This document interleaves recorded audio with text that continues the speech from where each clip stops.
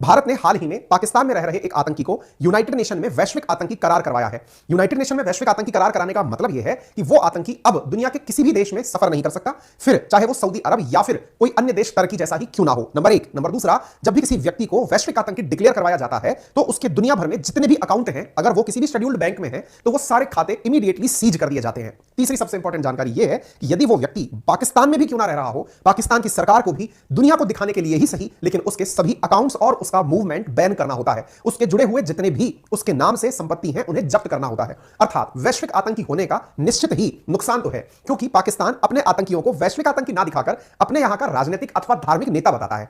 ऐसे नेताओं को अगर यूनाइटेड नेशन डेजिग्नेट कर दे कि ये वैश्विक आतंकी हैं तो ये पाकिस्तान के ऊपर बहुत करारा तमाचा दिखता है। वर्तमान में पाकिस्तान के अंदर लगभग 30 से अधिक वैश्विक आतंकी रह रहे हैं। इसी क्रम में आज जिसकी चर्चा हम करने जा रहे हैं उसका नाम है मक्की। आपने सही पढ़ा, दिखने में मक्खी लगता है लेकिन है इसका नाम मक्की। और इस मक्की को भारत ने अंतरराष्ट्रीय आतंकवाद में वैश्विक आतंकी घोषित करवाया है यूनाइटेड नेशन सिक्योरिटी काउंसिल के माध्यम से, जहां पर परमानेंट 5 मेंबर और नॉन परमानेंट 10 मेंबर विराजमान हैं। भारत हालांकि कई बार पहले भी इसे वैश्विक आतंकी डिक्लेयर कराने का प्रयास कर चुका है, लेकिन पाकिस्तान को बचाने की कसम खाकर निकला हुआ चीन उसे हमेशा वीटो कर देता है। अर्थात वीटो पावर की मदद से चीन पाकिस्तान के आतंकियों को वैश्विक आतंकी होने से बचा लेता है।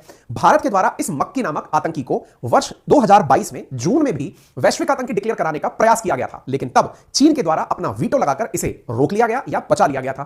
फिलहाल भारत ने वापस से पूरी दुनिया में लॉबिंग करके 15 में से 14 देशों को अपने पक्ष में लेकर जब दोबारा से इसके ऊपर मत डलवाया कि इस व्यक्ति को वैश्विक आतंकी डिक्लेयर क्यों ना कराया जाए, तो 14 देश एक तरफ और अपने आप को दुनिया के किसी एक कोने में पड़ा देखकर चीन को भी यह एहसास हुआ कि जब दुनिया कह रही है कि यह आतंकी है तो मुझे वीटो नहीं करना चाहिए। परिणाम भी यही निकला कि पूरी दुनिया को एक तरफ देख चीन भी उसी तरफ झुक गया और finally United nation security council ने सर्वसम्मति से मक्की को वैश्विक आतंकी डिक्लेयर किया।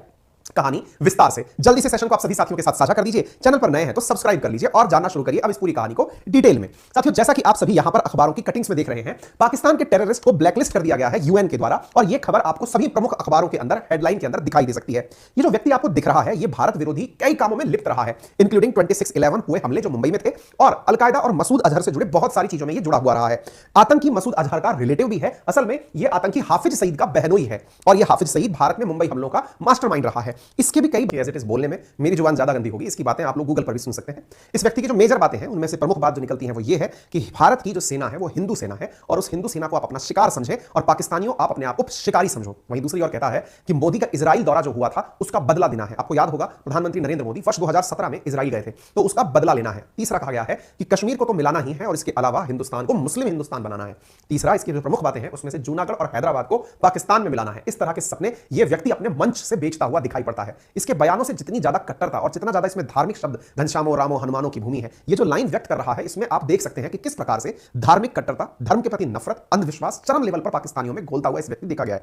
इसी व्यक्ति को भारत ने वैश्विक आतंकी घोषित करवाया है। ठीक है, in rare India support China hails Abdul Rahman Makki designation as global terrorist by UN. आप यहां पर इस चीज को देख सकते हैं।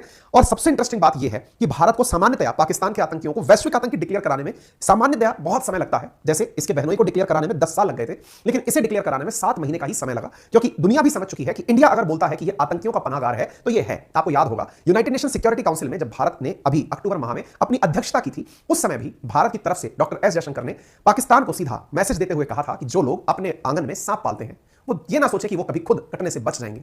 और इस बार में कहते हुए कहा था कि जो लोग अपने आंगन में लादेन को रखते हैं वो दुनिया को आतंकवाद से पीड़ित होने का अपना ड्रामा ना करें।